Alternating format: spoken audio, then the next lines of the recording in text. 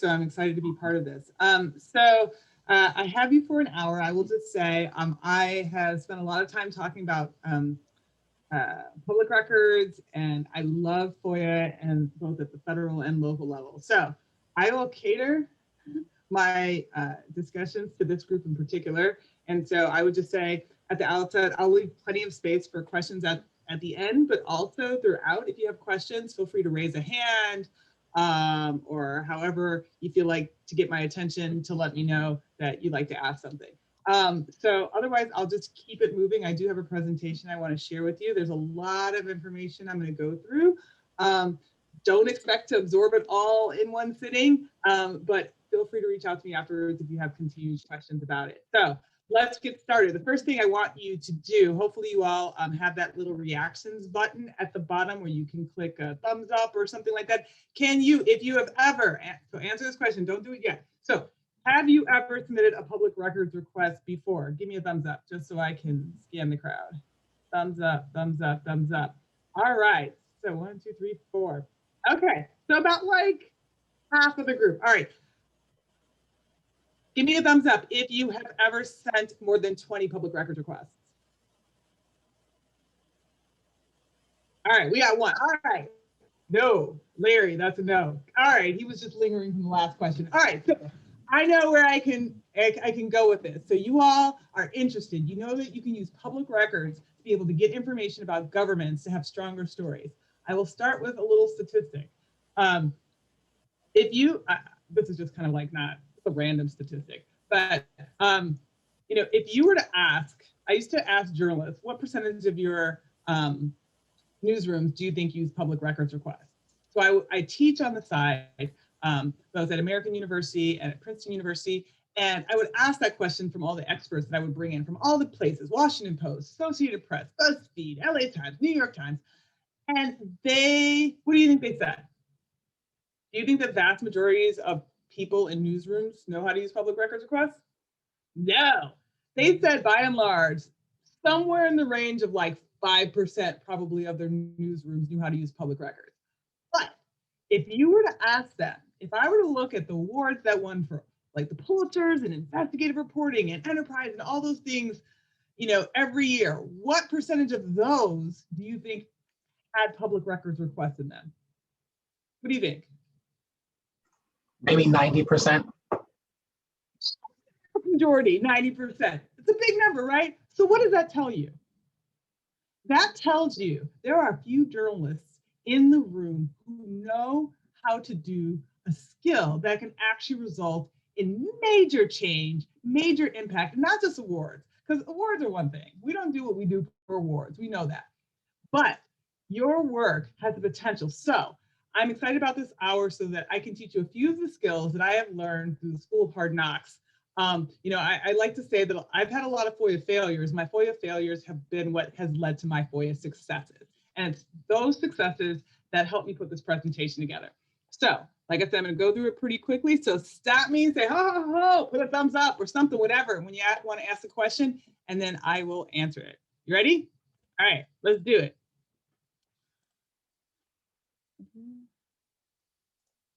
Share screen. Where is my PowerPoint? All right, here we go. All right, I'm not gonna go through all these slides. Don't look at my slide numbers. All right, so first thing, start from current slide. All right, so this is an old slide, so this is like a couple years old, but we'll just pretend like it's current. So when I was at the Washington Post, I had sent in a couple of years over 200 FOIA requests and had gotten 10,000 pages in records and databases. And this is what I learned from this process. When you send public records requests over and over again, you learn quickly because you learn through your failures, but you keep pushing through. So what is a FOIA? It's the Federal Freedom of Information Act. So there's two FOIA laws. For anybody, you know there's a federal law that governs requests that you have for federal agencies, and then each state has its own local public records laws. So don't send a FOIA request if you want some information on the Chicago Police Department. Don't send a FOIA request if you want something about a state agency in LA, in California. You need to go to find out what that state agency's laws are. This is going to be very important, and we're going to talk about this. If you don't know the basics, there is a video I've done online on YouTube. Go watch it. It is only 6 minutes and 33 seconds. I will share the link afterwards. And it is super cool. And yes, that's me nerding out, geeking out. But I'm talking about the basics from A to Z real quick in 6 minutes on what you can get in the law. All right. So the first lesson is think strategically. So most people, when they think about public records requests, and you all are experienced, you sent a public records request, you know the excitement, you know the heartache. But most people are failing at sending public records requests because they have this 2-point continuum in mind, right? I asked for something, the agency gives it to me, right? If I ask for it, you should give it to me. FOIA is the law. This is not just a request, it's the Freedom of Information Act. Law, you must do this. That's part of our problem. We go in thinking, I ask, you give. So let me ask you this. If you're on a date, I'm married, so I'm just going to pretend right now. If you're on a date and you're meeting somebody for the first time and you're vibing and it's real cool, you're at, I don't know where people will go on a date these days. I'll say Little Caesars. I don't know. I haven't been to a restaurant in a while. But say you're there and you're with somebody, you're totally vibing. What would you say if after 30 minutes, 60 minutes of the date, the person reaches over to you and says, you know what? Will you marry me?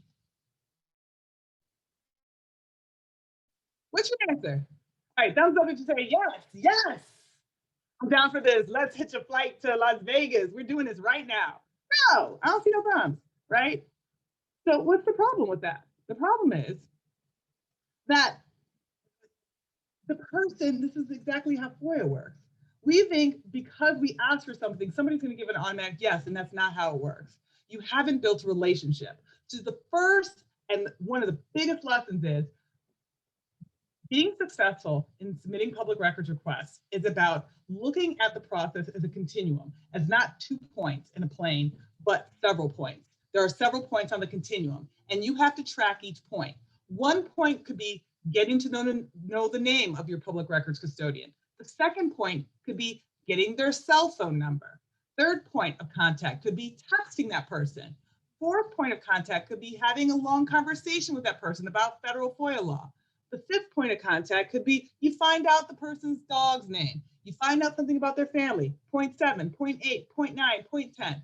What happens is throughout that process, you build a relationship with your public records custodian, which increases your chances of success because now you are not just a person in a 2-point continuum who has just asked them for the most outrageous thing ever in the first date. You are actually giving time to build a relationship. When you build a relationship, when you have a strategic plan for how you will make your request, you increase your chances of success.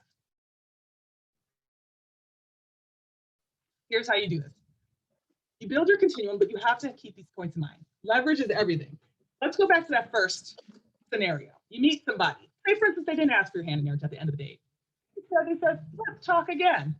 What happens if they call you back 6 months later and say, hey, let's go on my second date? You say yes?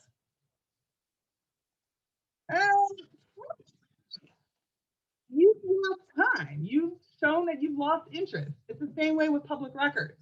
When you create distance, and this is such a problem, journalists are busy, right? We're making calls. We're on a different story every day, every week. Oh, I didn't get a chance to call my public records custodian back. But what happens when you let a week go by, 2 weeks go by, 3 weeks go by? You lose your leverage.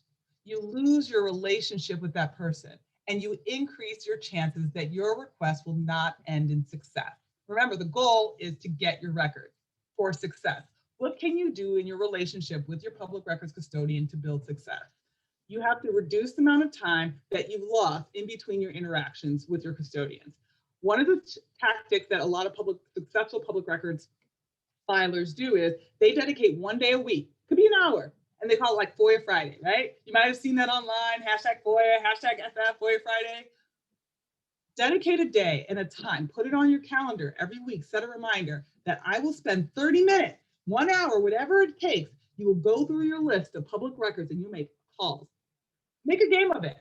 Call 10 people within 10 minutes. You're going to get voicemail anyway. Send an email, send a bunch of emails, but What you have to do is you've added another point in your continuum and you're building the relationship. You're letting them know you know the law, you're on top of your game, and you're interested in having a successful outcome.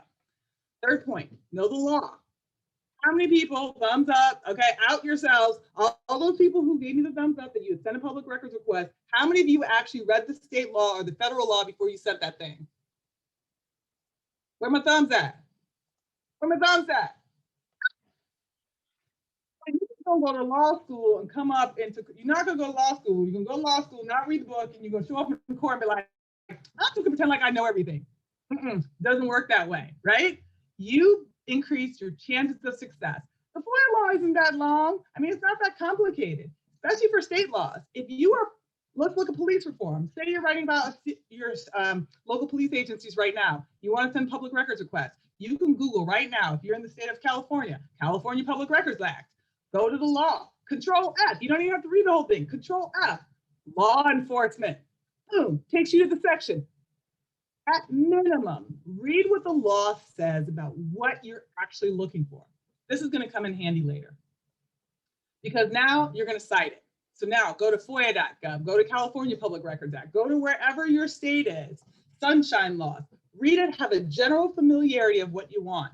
Because if you get a letter from me saying, I have a public records request and I want XYZ, say you get a different request and it says, I am sending public records requests citing the California Public Records Act, General 100-7914, Miscellaneous Division 7.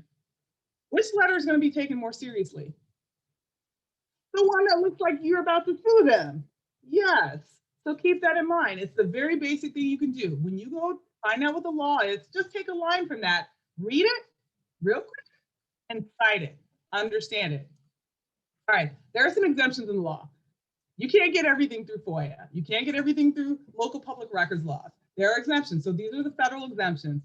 Not as important to know because if you're searching the law, you already know what you can get.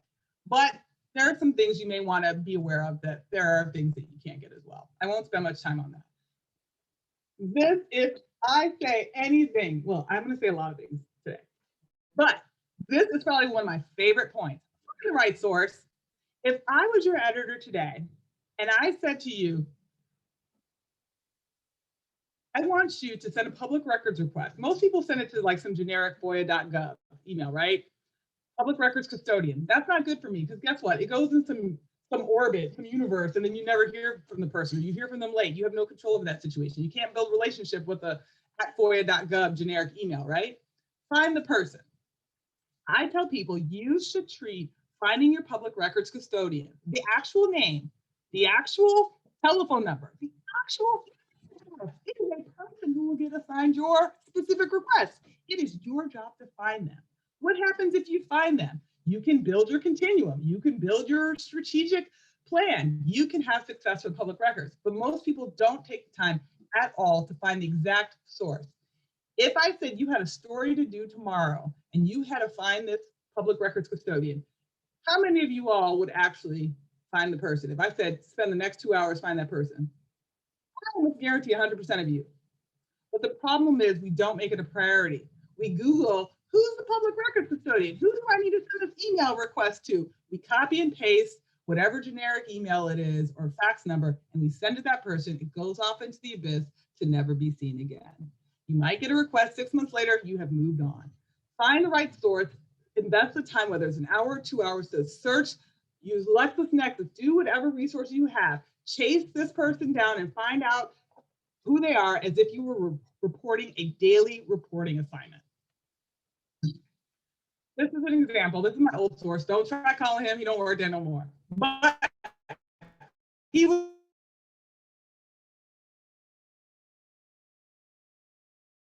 the public records custodian for, I had his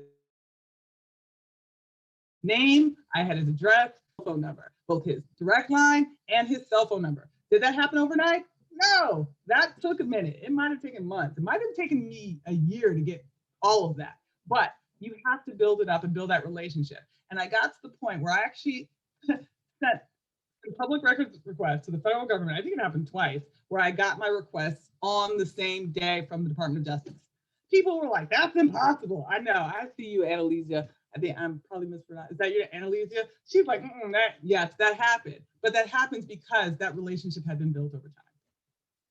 All right, build a template. How do you send 200? You're probably like, Kimbriell, you can send 200 public records. You build a template. I don't try to reinvent the wheel from scratch every single time. That's too much work. I build a template, and I'm gonna show you the 7 things that I always include in my template. And then I just change the bullet, which is the request, the actual request. So I have all the language put together. So whenever I need to fire off a request, it's already ready. All I change is the bullet. So these are the 7 basic things you always want to include in your request. The statute that allows you to get the records. We already talked about that. Your specific request. Y'all's requests are too vague. Often, I kind of joke, I want to start a thing where I kind of go on YouTube and like call Fix My FOIA, where I go in and I like fix people's FOIA requests that had been lingering around for 2 years. Oftentimes, all it takes is rejiggering a few things in your request, finding the right person, and making the request more specific for you to actually have, buzzword today, success. Our goal is successful public records requests. People put too much emphasis on, I submitted a public records request. Submitting isn't important enough because you know how many get rejected? A whole heck of a lot. You want a successful public records request, and that's what you're going to learn today. Fee waivers. You know, if you work for small agencies, waive anyway. I didn't care. Even when I worked at the Washington Post, Jeffrey had money. I want my stuff for free. This stuff is already guaranteed from the public. This stuff is the records that are already collected. Why am I paying for it? It's already collected. So waive my fees, and you also have to tell them how you want your data.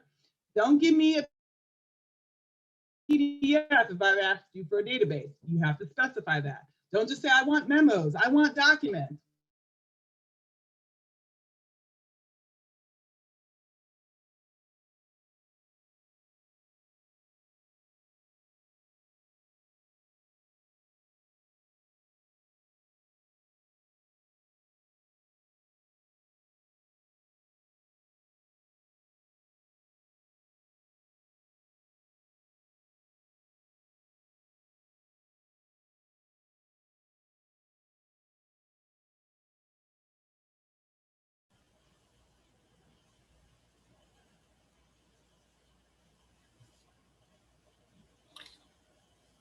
Is anyone there? Oh.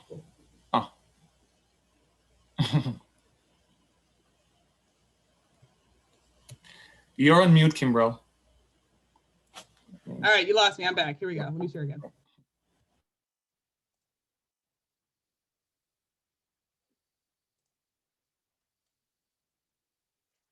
Okay.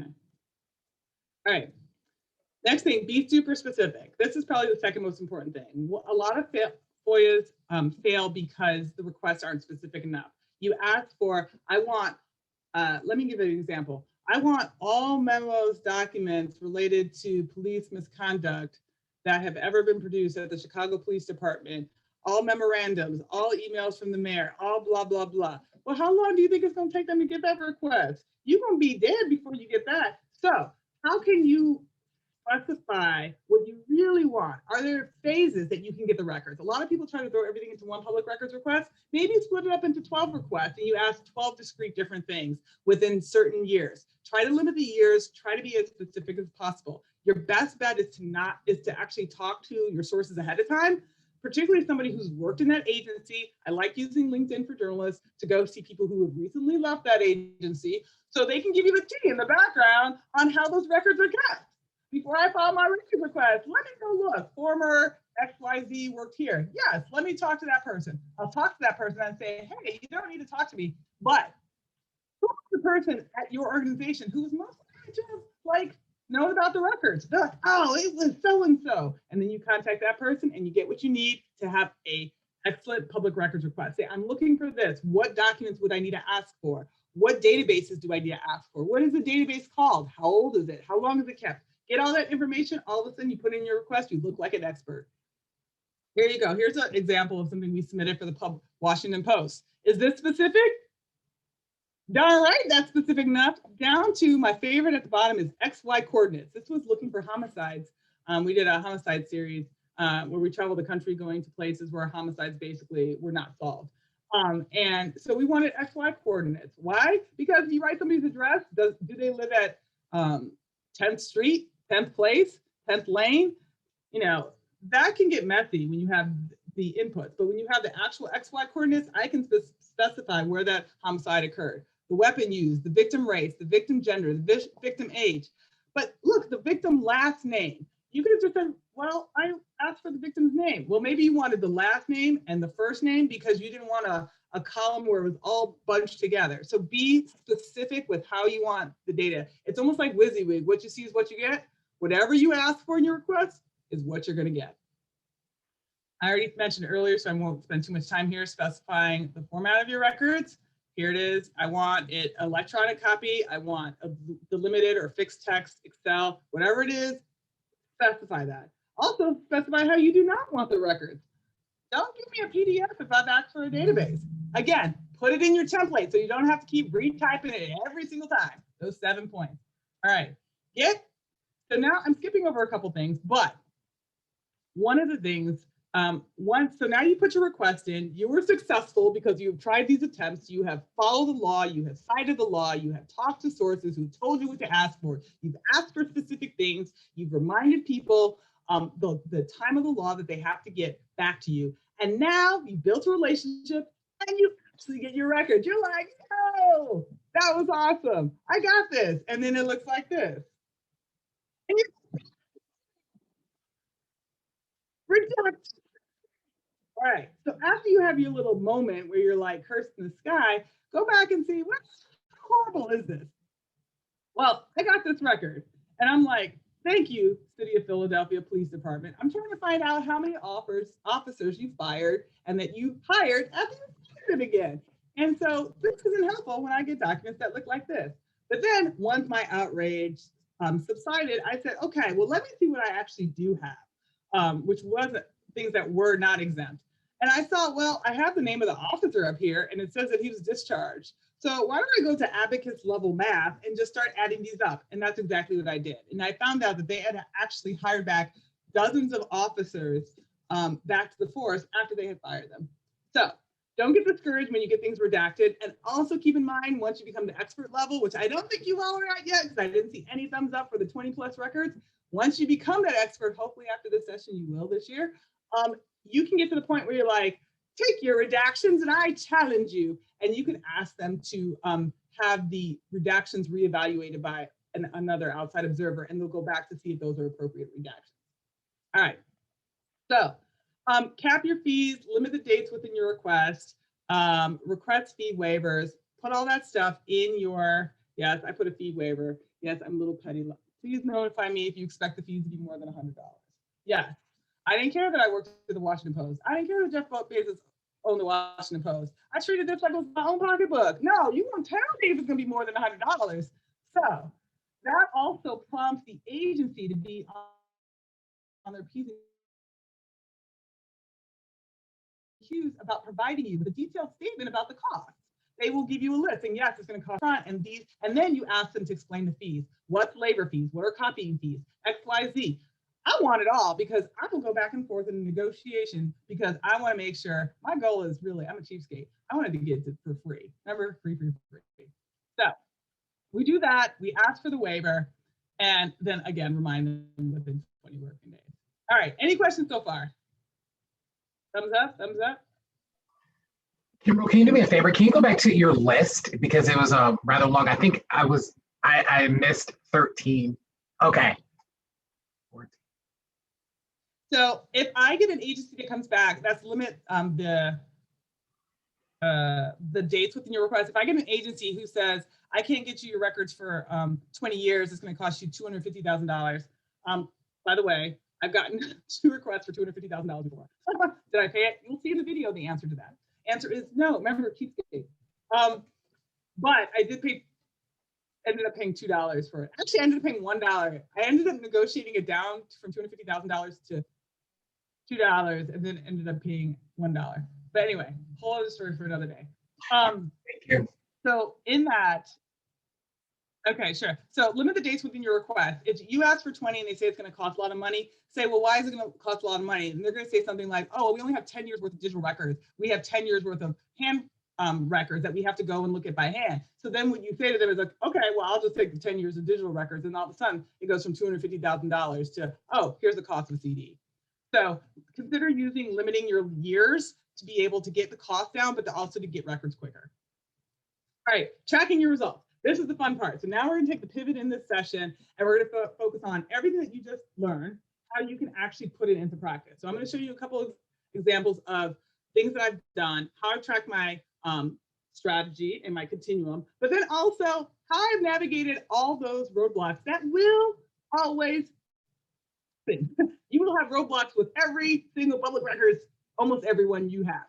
So this is an example of how I track my records. This is a simple Excel database, and this is one police department.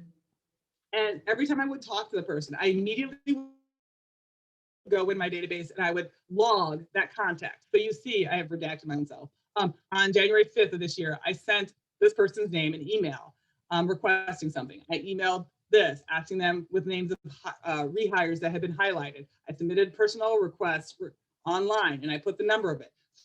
You want to keep tracking, but what else does this do? Now, this also shows you whether you're being good about tracking it or not. Like you see 1/5, 1/17. There was a day I did it twice in the same day. I had contact 1/30, 1/31, February 6th, February 9th. So it was good. And then all of a sudden I dropped off a little bit in February and then I got back on track in March and then I got the records that I needed. So you want to keep, and this is just one, but if you're doing your FOIA Fridays or some other day of the week, you will constantly be able to see areas where you're being successful and areas where you need to put in a little bit more work. So that set of records requests was for this series I did on rehired officers. I basically took a look at major police departments across the country to ask them, were they firing police officers and then rehiring them? Sounds like a foreign concept, but turns out it was happening. I found out from 2 tips, a police person in DC, the police chief actually, and then also a person at a Florida law enforcement agency who was in internal affairs. And they told me that, this was during the time where with police reform and people were, officer involved shootings. And they were like, you are beating up on us in the media. And, we try not to fire officers, but the problem is we have to keep taking them back. And I was like, that sounds crazy. What do you mean? And then I ended up doing a whole entire series about it. But I said to them, instead of just saying, that's crazy, I said, prove it. If I need to send a public records request, when I had an internal affairs person on the phone, what would it need to say? I already have the source on the phone. He's already, like, if you're going to complain to me about something, tell me how to fix it. Don't just give me a problem. Come with a solution. So I typed it verbatim, the request, what I needed to ask for from the police department. And I ended up writing this entire series because it turns out it wasn't just that police department, it was several others across the country. And of these 37 police departments, they had fired 1,800 officers and 451 got their jobs back after appeal. Now keep in mind, these 1,881 did not all appeal. So this is a high percentage of officers. If you appeal to get your job back, you're pretty much gonna get it back. So people didn't know that was happening, but it took public records to get there. All right, I'm just gonna show you a couple case studies and then I'm gonna open things up for questions. All right, Officer Belver, these are some of the things that I was able to get when I sent that same public records request. The request said, basically, I wanted a list of officers who had been fired within, I believe it was a 10-year period, and then the names of officers who had been rehired, who had been fired during that same period. Officer Belver was one of them. This, I got the internal affairs reports. Once I got the names of the officers, I was able to send another public records request saying that I wanted a list of any internal affairs investigation or a summary list of internal affairs investigations for those officers, because that's a public record. I knew I can get it under the state law.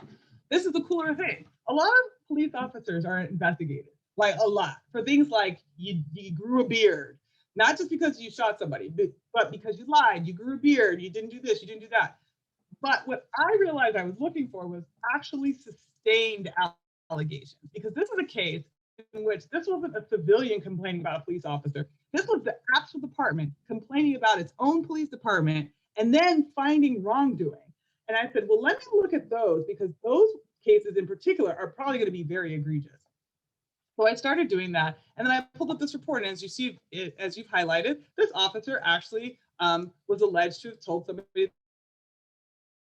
that if he kicked his ass, he would let him go. He arrested somebody, said, kick my ass, I'll let you go. So check out the date on that. December 9th, 2009. This is the pictures of the person when he arrived in the jail. He said that the officer beat him up. The officer, I have a document, public record said, I'll to his face. One like it when I took him to the jail. So got it. So then I want the internal affairs report. Now, an internal affairs officer's police jacket will probably cost you $500 to get the one jacket. You saw I had 1,800 officers. Am I paying that money? I don't care. Jeff Bezos got a lot of money. He's not going to pay that. So instead, what I did was focus on the internal affairs investigation, and there's a thing called a summary report. You should be very familiar with things like that.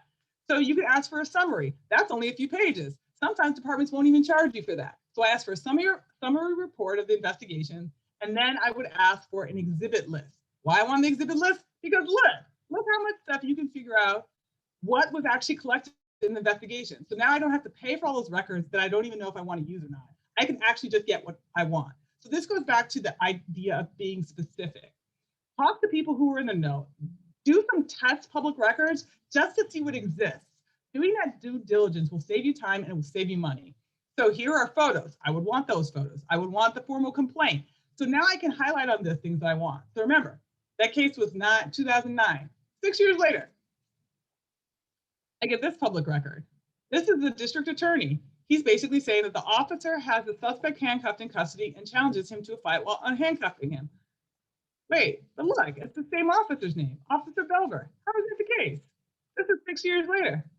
Because it happened again to a different person, 2015, same language. And now the district attorney was trying to figure out what to charge this person with. The officer had arrested him because the man had gunshots in his neighborhood. The officer was out investigating. If I recall this correctly, the man came out because he had heard that the person who had gotten shot might have been somebody he knew. It might have been his neighbor. So he came out, saw a bullet casing, a shell casing on the ground, and started criticizing the officer. Like, what kind of investigator are you? You're closing up the scene. The officer was taking the tape down when you don't even get all the evidence that's there. And so then the officer arrested him for, I believe, obstruction of justice, put him in the squad car, and was like, well, if you fight me, I'll let you go. I did the same thing. I got the investigative report, got this great detail for a story. I got the exhibit list for that report because it's only one sheet of paper, probably is not going to cost you anything. And then look, what is there? A video. So now if you go to the Washington Post, you can see the video. I have the link, but we don't have time for all that. It's a really good video, and the officer literally on his dash cam video challenges the man to a fight and then puts him back in when the man refuses to fight him. All right, so in this case, the officer was fired. And then as you can see, this is another public records document I was able to get afterwards, is that the arbitrator who decided the case said that the evidence demonstrated that the grievant, the officer engaged in the charged misconduct, but that the just cause to fire him was not satisfied. Therefore, the employer proved the truth of the allegations, but the officer firing was rescinded. Indefinite suspension is what they called the firing in Texas. And they reduced his firing to 45 days suspension, and he was reinstated months, or it was a couple years later, I think, with back pay and benefits. So I did an entire series about that, about officers who were fired and brought back to the force. So last thing I want to end on before we go to questions is, when you have those obstacles, I just presented things like this was all easy. Totally not easy, but it does get a little fun, but you must get creative, and you will have a lot of like stress around this, and you will have to like talk to other people to help you navigate the way. Be creative. So I actually, if you search for this, how I turned 2 tips and more than 10,000 pages of records into this series, you will get a series of tips that you can apply on any story, not just policing stories and not just federal FOIA or local FOIA, but it's really about how you get creative and the problems that I've had to navigate and how I've done that. These are just a couple examples. When I sent my public records request from Washington, D.C. to Tennessee, they sent me a letter back saying that based on my signature line, that I was not in bold, they put a citizen of the state, and that was not my wording, emphasis added in parentheses. That's what they sent to me. It's like, oh, I got you. So I contacted a journalist who worked in Tennessee, and I worked with them and for $100 paid them to file my public records request. Got my records. This is another agency. They basically said officer personnel files in Nevada are confidential by law. And so I'm like, okay, what's confidential? Oh, because you can't say the officer's name. Well, I'm interested in knowing how many officers are brought back to the force after they're getting fired. So maybe I won't ask for the name. Just give me the number. And they're like, okay, fine. And then they had to supply me with a record. So get creative to get what you want. This is my full list of tips and tricks and things I've learned over the years of just being anal and trying and banging my head up against the wall, but eventually leading to success. So my hope is today that I've given you a couple tips that you can use also to be able to be successful in your own public records request. Any questions?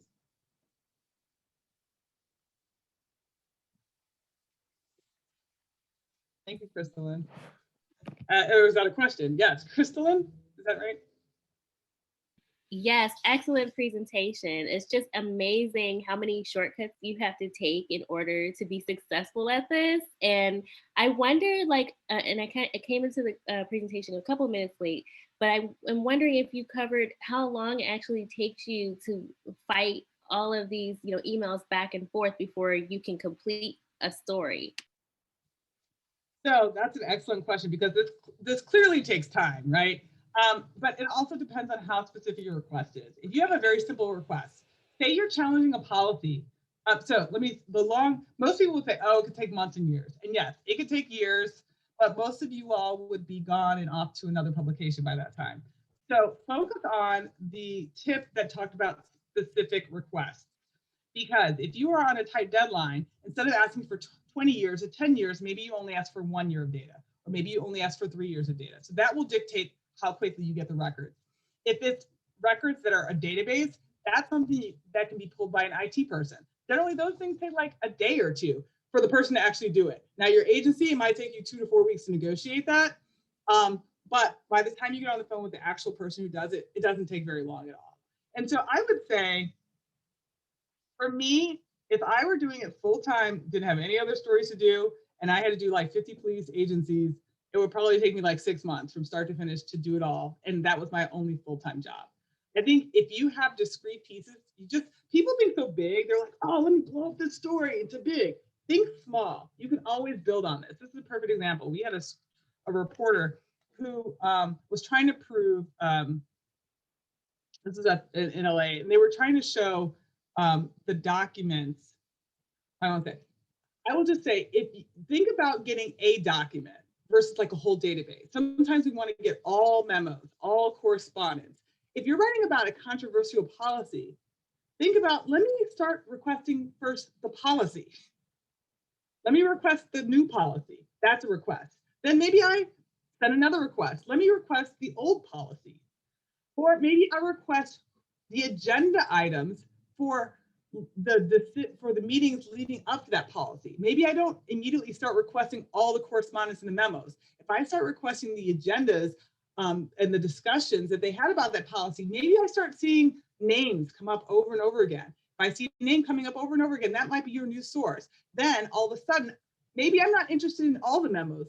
Maybe I'm interested in that person's memo. So I guess the short answer is it depends, but you can shorten the time frame by being more specific and having very discrete requests. Good question. Thank you.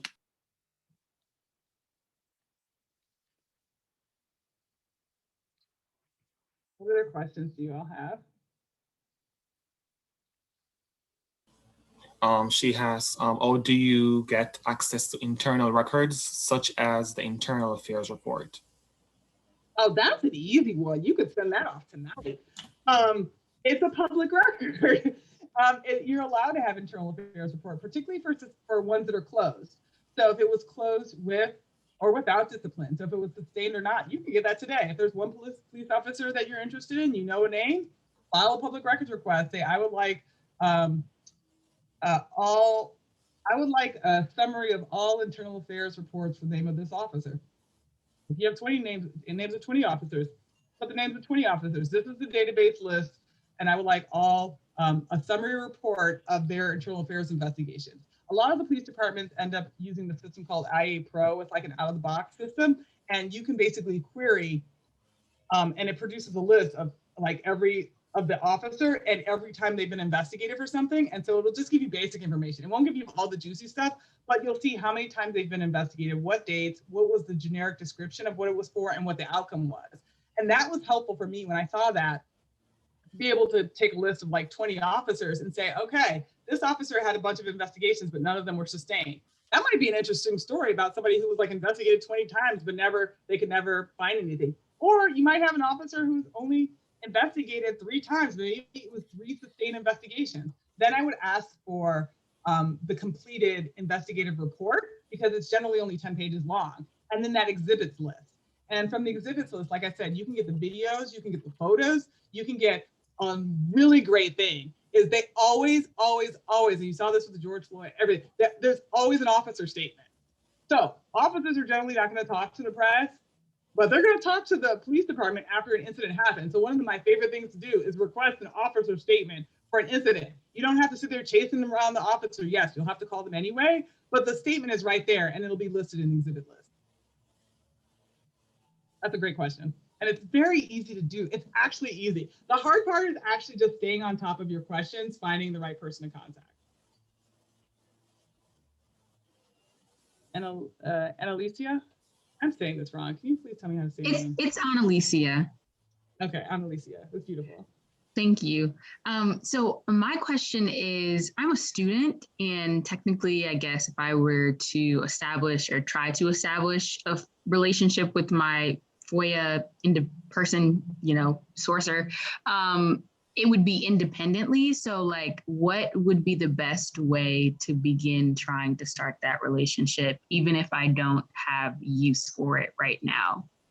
If you're working on a piece, say you want to do it as freelance, just say you're an independent reporter, and that you're working toward something that could be a freelance piece, and you're filing this as public records. You are not required to tell them. The law is not required to tell them.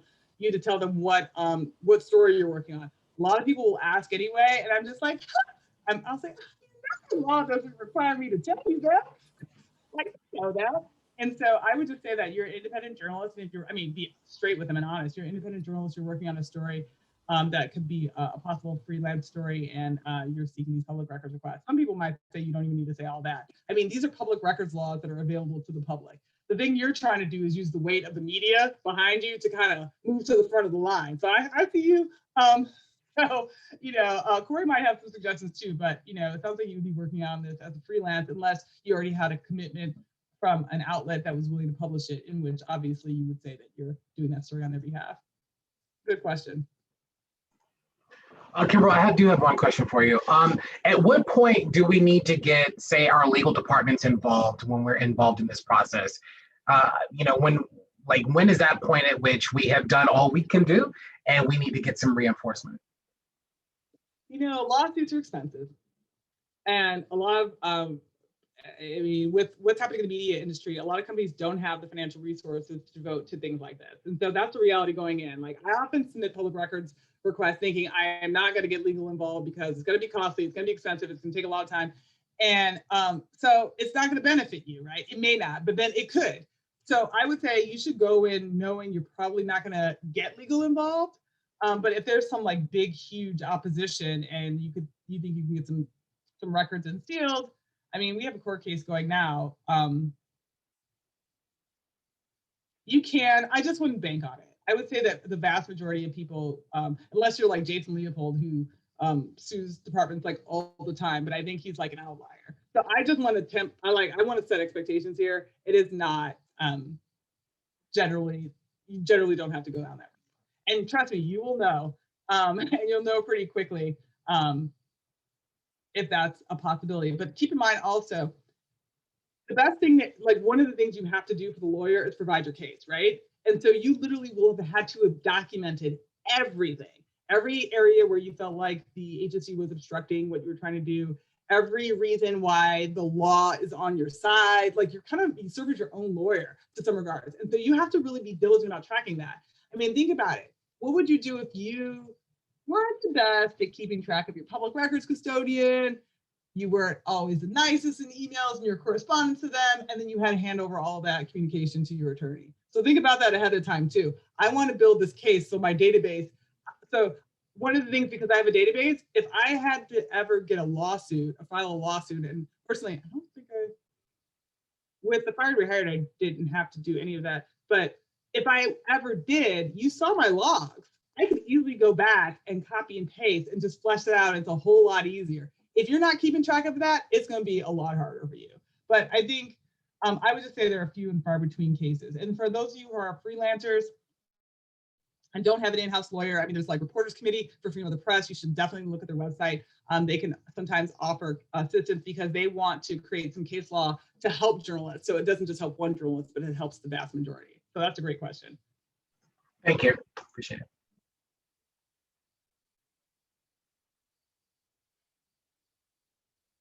So y'all are experts now, right?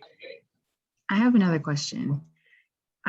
So I wanted to know, like, how much weight does being able to successfully obtain like FOIA records carry on a resume? Not much weight, I don't think. But I will say, when I look at resumes, but I'm an outlier. I find that interesting for a couple of reasons. One, it shows me that you have taken the time to learn a skill that very few people have learned. It tells me that you're interested in accountability journalism. And as you're seeing with what's happening in the country right now, especially, there's a lot of accountability journalism that's gonna be happening this year and in the years to come. So if you have that skill, that means that you are primed and teed up to be able to do those stories. So for a person who's like an investigations editor, that would probably be very interesting. Or if it's an enterprise editor who has an arsenal of reporters who focus on accountability, that's interesting. On the day-to-day, for a breaking news reporter or a daily news beat, probably wouldn't mean too much. Hi, I have a quick question for you.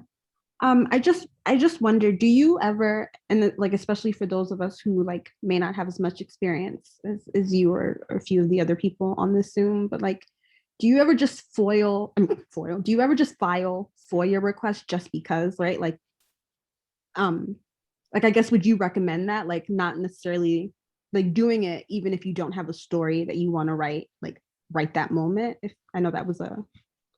No, I'm laughing. First of all, you're from New York, aren't you? No, I'm from Northern Virginia. Northern Virginia? Okay, because you said FOIL. And I'm like, I think that's the name of their state law, is FOIL. Yes. You probably could have assumed that. I love public records. And yes, I will file a request because I'm just interested in something. If I have a question, I'm just like, I wonder. And I'll send a public records request. Perfect example was, I was curious about civil payouts from Washington, D.C. one time. Like, how much money has the city paid out for like allegations of abuse, right? I'm curious. It's a question in my head. Didn't have a story I was currently working on, but I was curious. I'm like, could be a future story. I submitted that public records request. I got the records, and it was like, I had hard copies. I mean, like just stacks and stacks. And I looked through them, and then I got busy. So I put them in my file cabinet. And then one day, good friend of mine now, but Teresa Vargas came over and she said, hey, your editor told me to come talk to you. This was like months later. It might have even been years later. And she said, hey, I'm writing a story on civil payouts for Washington, D.C. And he said I should ask you what I need to request from the city to be able to write this story. And I went and I opened the drawer and I gave it to her. She retells the story because I gave her the stack. I was like, oh, is this what you want? She's like, I'm going to need to give you a byline of this story.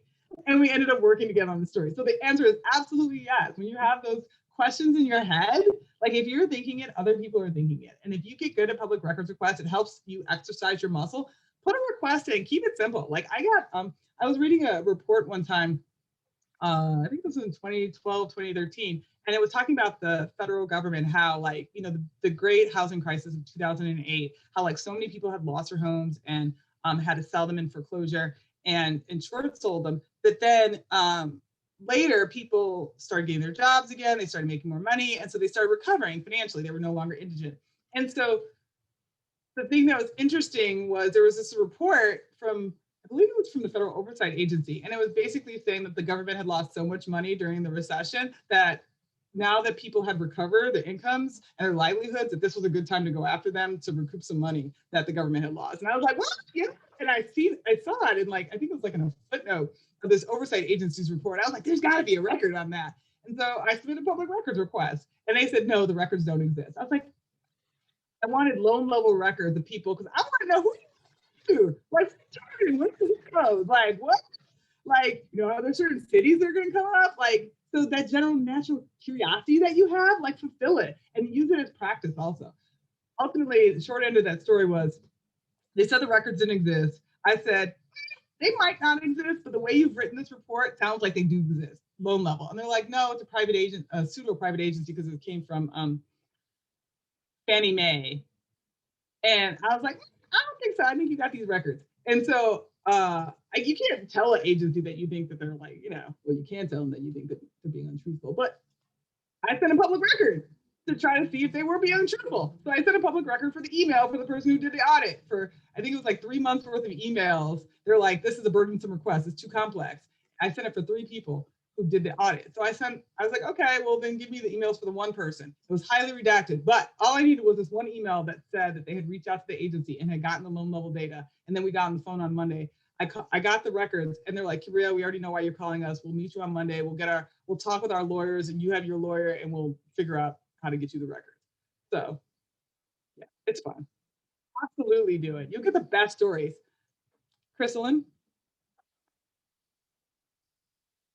That was my applause hand, how you were able to manage that. Thank you. Yes.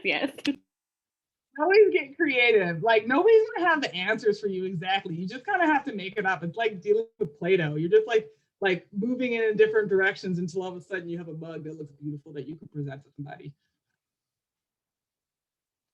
Question. So have you ever been in a situation where you strongly believe that your request was wrongly denied and you had to file an appeal? And if so, could you walk us through briefly? Could you walk us through that process? Appeals are interesting, and one, you should know this, and I know other people who submit FOIA say this, always appeal your denial. You have actually a higher chance of success with an appeal than you actually do with a FOIA. If you look at actual government statistics, it's a high failure rate for FOIA, but on appeals, it's actually super high. So if you have your ducks in a row, you're better off there. Secondly, remember what I said earlier, I think a lot of failed FOIAs isn't necessarily because of government obstruction. I think it's because of like poorly written FOIAs and like asking for things that you're not really clear exist.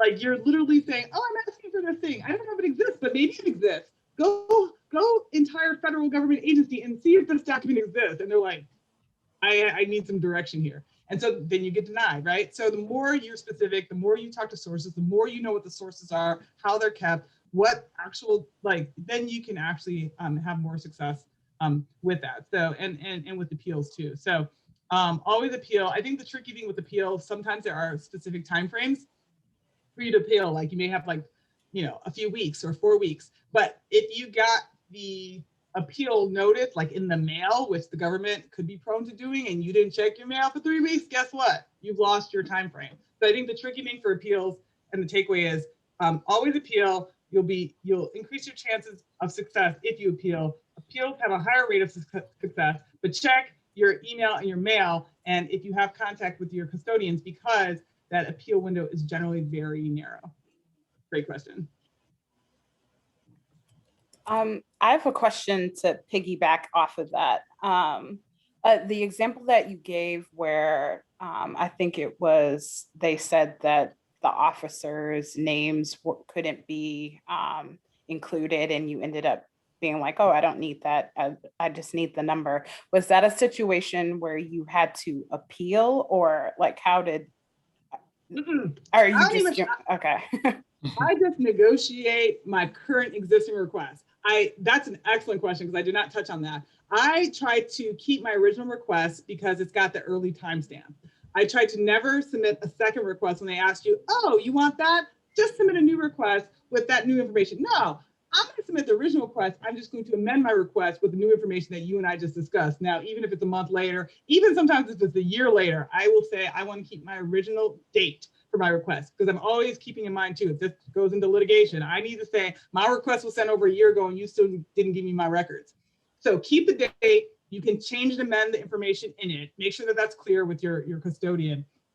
And then I try to stay out of appeals because that's a whole different process. So just say, just negotiate it then and say, okay, well, I'm going to amend my request where I'm going to ask for the aggregate records instead of the names. And they're like, fine. So they get to say that they successfully like approved you, and then they get to move you off the list too. So keep in mind, it's also a benefit for them to kind of like move you through the system quickly. I mean, think about it, like put yourself in the shoes of these public records custodians. If you're like a government agent, you don't actually run the department. These are people who are literally just trying to move public records requests. You don't run the department, you don't know anything about these records. And then you have this reporter being like, of course you have these housing records. They're like, I have no idea how this department even works. I'm just the person who goes to the department, finds the person who has it, and says, does this thing exist? And so like, think about their shoes. If you can get the aggregate stats and they're like, oh, we can't give you the names. Well, you can give me the aggregate. And they'll say, okay, let me go back and talk to the department head. And then they come back and say yes. And then you say, okay, I'll amend my request. I'm putting the same date on it. I'll send it to you immediately. And then they're like, oh, wait, I get to check off her request. I accomplished something. So just keep in mind that. Allow them sometimes to hit the easy button. So guys, it's 6:32. Do you guys have any more questions for Kimbriell before we leave? Y'all ask great questions. I can't wait to see what stories you come up with. I'm glad that everyone is engaged, so great. Thank you all. This is great. And if you have any other questions, feel free to reach out to me, and also follow me on Twitter. I'm at Kimbriell. Any questions, guys? That's it. All right. Okay. Good luck. Go FOIA something.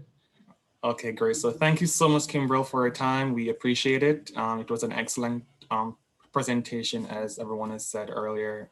So I hope you guys are walking away with something new, and I look forward to seeing those stories based on what you guys have learned today.